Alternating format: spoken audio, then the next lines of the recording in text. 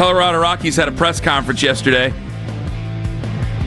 They introduced Paul DePodesta, and he says, hey, my own family has Bengals guys on their fantasy team. My wife Karen, my kids Trevor, Tally, Evan, and Alex, they've been unbelievably supportive, through all these years. They've been great fans. Even when they stacked their fantasy teams with Joe Burrow and Jamar Chase and other players in the AFC North, it's okay. Well, you didn't really have a chance to get Jamar Chase, though, so. No. Or really Joe Burrow, for that matter. Hey-o. Fun. Stacking players against the guys. Did he have a hand in picking them? I don't know. Anytime you mention, there is a weird gaggle of folks who like to come to his defense. You don't even know. You've made him out to be a boogeyman.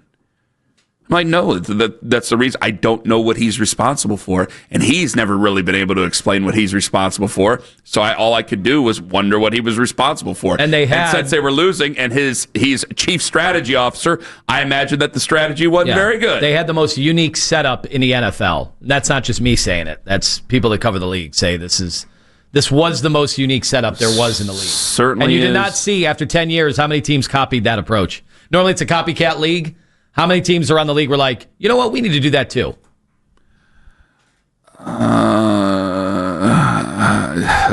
Okay. But again, by the end of it, you heard Albert say. By the end of it, you heard Albert say that he was basically assisting in all sorts of other areas. He was helping with the Milwaukee Bucks stuff, getting that set up. The soccer team. Okay. We had already talked about. I told you guys. The soccer team was good. Yeah, I told you guys 2 years ago. And I don't even know if it's. It's just laying the groundwork for functionality from top on down, which is not only the on the field stuff, but it's the business stuff. And I told everybody a few years ago, I'm like, he's been making the Haslams a lot of money, so that's why they're going to be forever indebted to him, even with the losing. And that's what's always going to be hard for people to understand here, because we don't care about the business. You don't care about the business. Owen doesn't care about the business. The fans, 537 boys, certainly do not care about the business. The people in the Muni lot do not care about the business. I do a little bit. Not. You do? You always wear your Haslam Sports Group hoodie in. Yeah, it bothers me that the tickets are down to $6.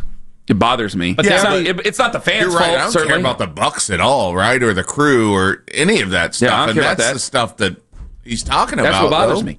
Is that but that's, again, I don't know how much he has in it. I go, well, do you have this much power over the Browns, and are you focusing your thoughts on other teams? Because I don't care about the Bucks, and I know that there's crew fans who are listening, and no offense, guys, I care about the Browns. Yeah. And I want the Browns to do well. The team that I'm most passionate for, that has been a mess, and he's had a hand in it. And then leave it to him because, again, his whole existence with the Browns has been Rasputin-like. We don't know what he's responsible for. We don't know how much power he actually wields. And I think this crystallized it, where he's asked about the Watson trade, and he makes a joke about play calling, and there were 1,000 different opinions on what he actually meant by that. In your last position in Cleveland, you received a lot of blame for the Deshaun Watson trade that objectively was a failure with that organization. Is that fair? And if so, how can you be assured that you won't do something like that again here now in Colorado? The previous question was about big swings, huh? Risk. Yeah. I was also calling plays for the Browns, look, and I've said this before, I think whenever you have a significant player decision, whether it's trade, big free agent signing, number one draft pick, whatever it is, those are organizational decisions. Those are done collaboratively, like a lot of people on board. And if you're a senior leader of that organization at that time, then you own that decision. I mean, you do. We all do. So that's the way I feel about that, and it's the way I feel about almost all the decisions we made there in Cleveland. I absolutely, own them all. And look, I've said this now for probably 25 plus years. Like, I lost my no-hitter a long time ago. Like a long, long time ago. Like, I'm not perfect. I haven't been perfect. I won't be perfect going forward. Like, we are definitely going to miss again. But hopefully we learn from that, and we learn from both the successes and the failures, and, we get better the next time we need to make a significant decision. And I do feel like I've been able to do that through the course of my career. I feel confident that I'm a lot better today than I was 5 years ago or 10 years ago or 20 years ago. And I hope 5 years from now, I'm a lot better than I am sitting here today. So that's Paul DePodesta with the Rockies, and I thought that you were very poignant on it before the show. You're like, well, are you going to be blaming him for things 4 years from now? And I go, no, I can't blame him for everything 4 years from now. But I do think that depending on how this all goes, like if Andrew Berry gets bumped up and there's more bad decisions that are made, well, again, do we really know what we're doing? Do we have the right people in place? Were you the right person in place? You know, that's one of the things that I'm thinking of.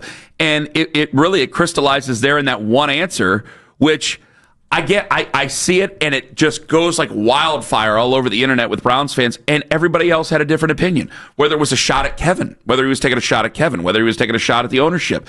The people saying that answer there clearly shows he never wanted Deshaun Watson whatsoever. That answer there clearly shows he does want Deshaun Watson. Shots at the media that we were too hard on, and I'm like, Paul DePodesta doesn't know any of our names and doesn't pay attention to anything that we say, but it was quintessential. Nobody knows what you do, and it's just this great question mark, the decade you were here of. What do you, like, John Dorsey comes in, I know it was John was responsible for. I know what other guys have been responsible for. I'm like, I don't know exactly. He's always left himself an out. It's never been, the 100 losses, because he was at the game against the Jets on Sunday, the 100 losses, you can't put that on me, see? You can put that on other people. It's maddening. It's because you yelled about accountability. Where's any accountability whatsoever? Like, that's another thing. Like, you were yelling about Kevin Stefanski. I guess I got to call you on the carpet here. Like, you don't have any ill will or any bothersome feel. Ill will's maybe tough, but any bothersome feelings on that? Because, I mean, you yelled about accountability 2 days in a row. Yeah, what specifically? And how much accountability has been taken here over this decade? On what, though, with Paul? Yes, with Paul. With anything. The problem with me is, and I must stress, because I went back, I put out all the rankings, we lived it. We were on the air every day. Nationally, you could not find really anybody that didn't think Deshaun Watson was either a slight upgrade over Baker to a massive upgrade over Baker. That's fair. So because of that, it was a big swing. That is fair. And it ended up being atrocious. But remember, Baker was on the way down. He hadn't bottomed out yet. No. He still had another year and a half of getting worse after he left the Browns. And nobody thought Deshaun Watson was anything other than it was definitely a franchise quarterback. Nobody thought he wasn't. And then the question was he elite? Was he top 5? And I could find plenty of respected national guys that thought that. So because of that, if he's saying I own that, but at the same time we were all in on that, I mean, I was in on it too. So should I be saying that decision costs everybody their job because it didn't turn out right? I mean, I guess I should.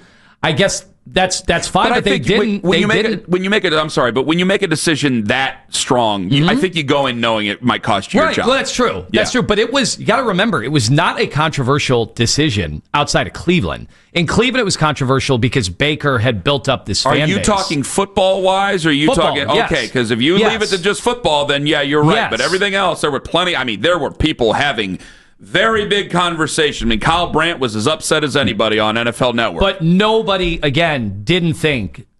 Everybody was aligned outside of Cleveland again, where we were not emotionally involved. They're like, oh, yeah, but Deshaun's a much better quarterback than Baker at that time. And so because of that, it doesn't work out when decisions like that might make sense on paper don't end up going your way. Do you get fired for that? Is that something... that when you make a big swing, because they were in a Super Bowl window, we all agreed with that because of the talent they had to go all in. They pushed all the cards to the table. If they just would have kept Baker, I'm going to be adamant forever. I don't think they would have won the Super Bowl either with Baker. But you would have had more memories. You would have had more great moments. You might even at some point hosted a home playoff game. I don't know that for a fact. I think you eventually did. But you were still still behind Josh Allen. You were still behind Patrick Mahomes. Burrow was just getting started. We didn't know he'd be injured. I understand that. But again, I weigh it with everything else and all the other conversations, because I've said this to you many times, and I've said it to a lot of other people. Hell, I was having this conversation at wrestling. Well, I wasn't wrestling, but I was watching it at wrestling practice the other day. Conversations, I agree with you about Baker. I don't think that we'd be having conversation. I think our arguments about Baker would be, is he the guy to get us over Mahomes, Allen, et cetera, but those conversations, those arguments, and they'd be bitter right now. They would absolutely be bitter, but they're way better than the arguments we're having now. Yeah. They're way better than stories about $6 tickets and that hot dogs and Cokes and everything like that, or RC Colas are costing you more than the tickets themselves. The conversations about, over the years, Phillip Rivers. It would have been, he's good, but he's not good enough. And ultimately, that is a healthier conversation and a healthier argument to have than anything we've really had here over the last 4 years. And so I have to look at, and it is certainly revisionist where... But do you want your teams to go all in or not? That's the thing I always come back to. People said they wanted to with Donovan Mitchell, even if it didn't match the windows of Darius Garland and Evan Mobley. Do we go all in on Donovan Mitchell? So is this a lesson that we're learning here to never go all in? Well, I'm asking because it's easier not to go all in. You can just not go all in ever and just assume everyone's going to get better every year. And then at the end of time, they don't. And then you're like, oh, man, well, at least we have those memories.